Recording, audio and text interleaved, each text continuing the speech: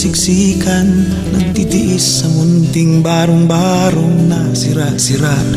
Habang doon sa isang mansyon, halos walang nakatira. Sa init ng tabla't karton, sila do'y nakakulong sa lilim ng yerong kalawang at mga sirang gulong. Pinagtagpi-tagping basurang pinatungan ng bato.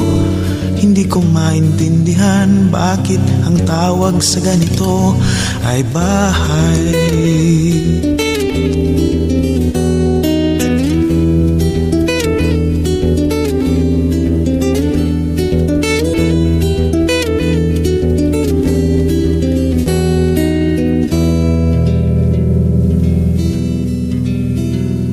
Sinulat ko ang nakita ng aking mga mata. Ang kanilang kalagayan, ginawan ko ng kanta. Iginuhit at isinalarawan ang naramdaman. At sinangguni ko sa mga taong marami ang alam. Isang bantog na senador ang unang nilapitan ko, at dalubhasang propesor ng malaking kolehiyo. At ang pinagpala sa mundo, ang dyaryo at ang pulpito, lahat sila'y nagkasundo na ang tawag sa ganito ay bahay.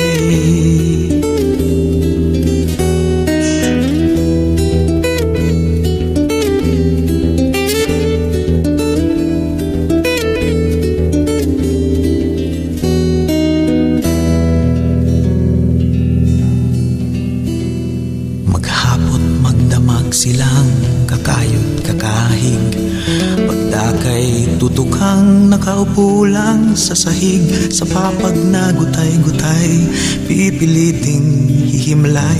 Di hamak na mainam pa ang pahingahan ng mayayamang patay.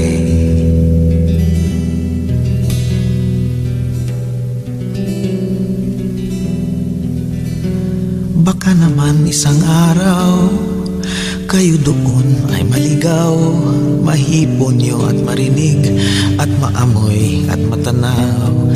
Hindi ako nangungutya, kayo na rin ang magpasya.